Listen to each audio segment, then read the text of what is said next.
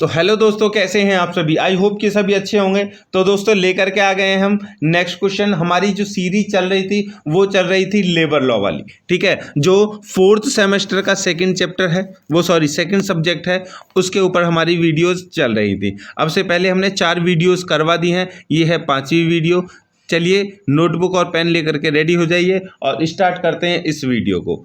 क्या है, स्टार्ट करते हैं आज का क्वेश्चन। देखिए, औद्योगिक न्याय निर्णय क्या है, इसके मुख्य सिद्धांतों पर प्रकाश डालिए। What is industrial adjudication, throw light on its main principles. देखिए, एडजस्टिकेशन क्या है। औद्योगिक न्याय निर्णय न्यायालय का एक ऐसा निर्णय होता है जो औद्योगिक मामलों से संबंधित होता है। देखिए, औद्योगिक न्याय निर्णय मतलब न्यायालय द्वारा कोई भी ऐसा निर्णय जो औद्योगिक मामलों से संबंधित है उसको औद्योगिक न्याय निर्णय कहा जाएगा, तथा कुछ आधारों को ध्यान में रखकर यह दिया जाता है। सामान्यतः यह निर्णय औद्योगिक अधिकारों द्वारा दिया जाता है। औद्योगिक शांति तथा आर्थिक न्याय इसके 2 उद्देश्य होते हैं। इसका मुख्य कार्य औद्योगिक विवादों का समाधान ढूंढकर राज्य को सहायता देना है। यह मुख्यतः राज्य द्वारा निर्धारित आर्थिक एवं सामाजिक नीति पर निर्भर करता है। भारत में औद्योगिक न्याय निर्णय के निम्नलिखित मुख्य सिद्धांत हैं। देखते हैं क्या है। सबसे पहला है लोकहित, मतलब कि जो भी न्याय निर्णय होगा दोस्तों वो लोकहित में होना चाहिए। लोकहित का मतलब जन प्रतिनिधि के तौर पर होना चाहिए, जन प्रतिनिधि के तौर पर जन लोगों को होना चाहिए, लोगों को होना चाहिए, ठीक है, जनता को होना चाहिए। दूसरा है औद्योगिक सामंजस्य एवं सद्भावना, उद्योग के प्रति सामंजस्य होना चाहिए और सद्भावना होनी चाहिए। तीसरा है उद्योग न्याय का विकास, औद्योगिक न्याय का विकास मतलब उद्योग के जितने भी अन्याय होते हैं उनमें न्याय होना चाहिए। चौथा है विशेष सहायता होनी चाहिए। पांचवा सामाजिक आर्थिक अभाव, सामाजिक आर्थिक जो बुराई है उसका खात्मा। छठा है प्रत्येक प्रकरण के तथा परिस्थितियों का निर्देश होना चाहिए। न्यायिक ढंग से कार्य होने चाहिए। कालोचित्ता कोई कारण नहीं, कालोचित्ता कोई कारण नहीं। देख, कालोचित्ता ये जो शब्द है ये बहुत इंपॉर्टेंट है, इसके ऊपर हम अलग से एक 4 नंबर में वीडियो बनाने वाले हैं क्योंकि ये 4 नंबर में पूछा जाता है कालोचित्ता, ठीक है। चलिए आगे है, कालोचित्ता का मतलब है कि एक समय पर कुछ अगले, तो जैसे अभी जो नियम है वो जरूरी है कि आगे वाले समय में वो बदलने चाहिए, ठीक है। चलिए आगे है निर्णयों की स्वीकार्यता, जो न्यायालय द्वारा निर्णय हो उनको स्वीकार किया जाना चाहिए। किसके द्वारा, जो कंपनी है, जो उद्योग है उनके द्वारा, उद्योग के मालिकों के द्वारा और मजदूरों के द्वारा भी, कर्मकारों के द्वारा भी, ठीक है। चलिए 10वां है प्राकृतिक न्याय। आगे इन सिद्धांतों का संक्षिप्त विवरण निम्न प्रकार है। चलिए आगे देख लेते हैं इनको। देखिए लोकहित क्या है।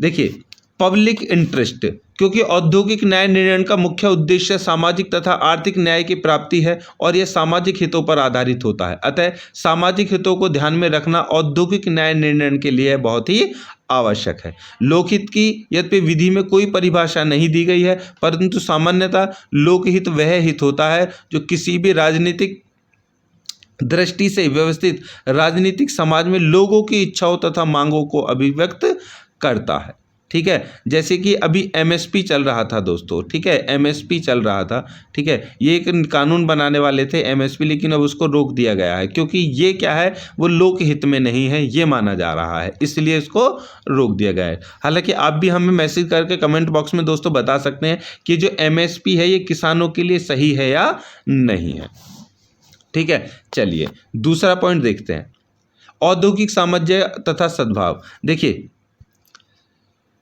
Industrial cooperation and good faith. देखिए आर्थिक प्रणाली किसी भी प्रकार की हो, सभी का मुख्य उद्देश्य उत्पादन में वृद्धि होता है। बिल्कुल सही बात है। कंपनी कोई भी हो, उद्योग कोई भी हो, हर कोई चाहता है, ठीक है, कि उसको तरक्की हो।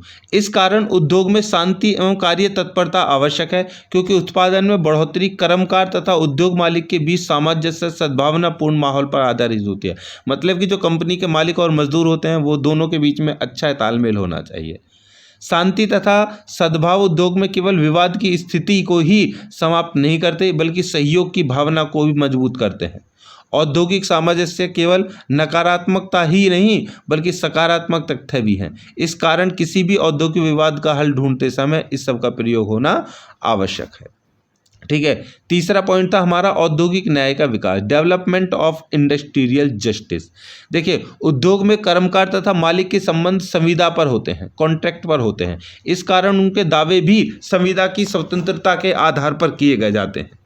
परस्पर विरोधी दावों को समायोजित करना आसान नहीं होता। सामान्यतः सिद्धांत भी भविष्य के दावों के प्रति उचित प्रतीत होते हैं, अतः इस प्रकार के सिद्धांत का प्रतिपादन भी उचित प्रतीत नहीं होता। सर्वोच्च न्यायालय ने मैसूर राज्य बनाम workers of gold mine AIR 1958 supreme court के मामले में सर्वोच्च न्यायालय ने कहा था कि सामाजिक न्याय देने के प्रयास में औद्योगिक न्याय निर्णय को नियोजक तथा कर्मकारों के बीच परस्पर विरोधी दावों को समायोजित करना आवश्यक है और इस उद्देश्य को प्रत्येक प्रश्न के तथ्य तथा दशाओं को जो उनकी उत्पत्ति के समय विद्यमान थे ध्यान में रखकर ही प्राप्त किया जा सकता है। ठीक है दोस्तों, इट मीन्स कि जो मालिक है जो मजदूर हैं उनके बीच में अच्छा तालमेल तो होना ही चाहिए, लेकिन उनके बीच में जो भी कंडीशन है, जो भी दशा है, एक दूसरे को वो समझनी भी चाहिए।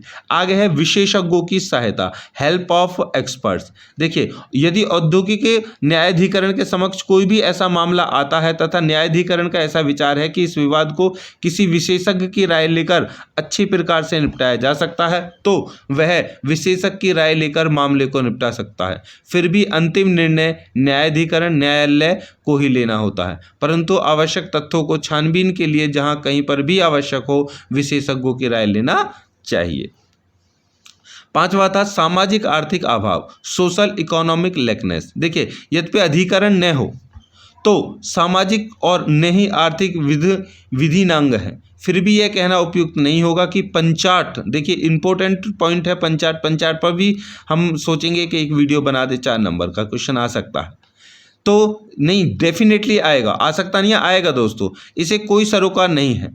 यदि कोई निर्णय उसके सामाजिक तथा आर्थिक प्रभाव को दृष्टिगत रखे बिना दिया जाता है तो उसका प्रभाव शीघ्र ही समाप्त हो जाता है। ऐसे निर्णयों का स्थायी प्रभाव बिल्कुल नहीं होता।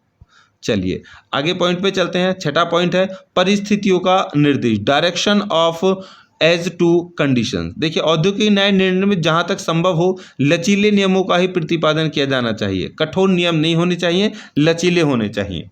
इसके लिए सबसे समुचित तरीका यही है कि उपयुक्त तथ्यों को ध्यान में रखा जाए और निर्णय सभी तथ्यों के समुचित छानबीन के बाद ही दिया जाए। ठीक है, चलिए आगे न्यायिक ढंग से कार्य, एक्ट इन जुडिशियल मैनर। औद्योगिक न्यायीकरण के लिए यह भी आवश्यक है कि उसे न्यायिक ढंग से कार्य करना चाहिए। अतः न्यायाधिकरण के लिए आवश्यक है कि किसी भी साक्ष्यों को एकत्र करके करें तथा सभी तथ्यों के प्रति परीक्षण के जरिए सत्य को साबित करने का ही प्रयास करें। ठीक है, गड़बड़ कुछ ना करें। आगे नेक्स्ट पॉइंट है कालोचित्ता कोई कारण नहीं। देखिए, यहाँ पर ही क्वेश्चन आ गया है, थोड़ा ध्यान से समझ लेना। एक्सपेडिएंसी इज नो कंसिडरेशन। देखिए, जब दोनों पक्षों का निर्णय के जरिए संतुष्ट कर पाना कभी भी आसान नहीं होता। सही निर्णय देने में शीघ्रता को अति महत्व देना सर्वथा उचित नहीं होता और साथ साथ इस बात पर भी ध्यान देना आवश्यक नहीं है कि निर्णय असफल पक्ष को संतुष्ट करने में असमर्थ होगा। इट मीन्स कि जब कोई भी ऐसी कंडीशन हो जाती है, जब न्यायालय फैसला सुनाता है तो एक को वो पसंद आता है, एक को नहीं पसंद आता। ठीक है, तो उस कंडीशन में क्या है, उस कंडीशन को समझना चाहिए। आगे है निर्णयों की स्वीकार्यता, एक्सेप्टेबिलिटी ऑफ डिसीजंस। देखिए, औद्योगिक विवाद का निपटारा करते समय न्यायाधिकरण को शैक्षिक विधिक प्रश्नों द्वारा अनुचित रूप से प्रभावित नहीं होना चाहिए और जहां तक संभव हो सके उसे प्रत्येक विवाद के तथ्य तथा परिस्थितियों को ध्यान में रखकर गुण तथा दोष के आधार पर निर्णय करना चाहिए। ठीक है, जिसके ज़्यादा दोष वो बुरा, जिसके ज़्यादा गुण वो अच्छा। चलिए आगे है 10वां पॉइंट और ये आखिरी पॉइंट है। देखिए, प्राकृतिक न्याय के सिद्धांत, प्रिंसिपल ऑफ नेचुरल जस्टिस। सर्वोच्च न्यायालय ने उत्तरांचल राज्य बनाम सुशील कुमार नेगी 2008 SC के वाद में यह अवधारित किया है कि कारण जानने का अधिकार एक युक्ति युक्त न्यायिक प्रणाली का अविवादित अंग है। सरल शब्दों में, न्यायालय के समक्ष लंबित मामलों में, मतलब लंबे समय से जो मामले चल रहे हैं, कम से कम मस्तिष्क के यथेष्ट उपयोग को स्पष्ट करने वाले कारणों का उल्लेख किया जाना चाहिए। मतलब कि ऐसे कारण उसमें दिए जाने चाहिए जो ठीक हों, ठीक है, ऐसा नहीं है कुछ ही मनगढ़ंत हो, ठीक है, दिमाग की तौर पर मतलब कि अच्छे हों। दूसरा मुख्य कारण यह है कि प्रभावित पक्षकार यह जान सके कि निर्णय उनके विरुद्ध किन कारणों से दिया गया है।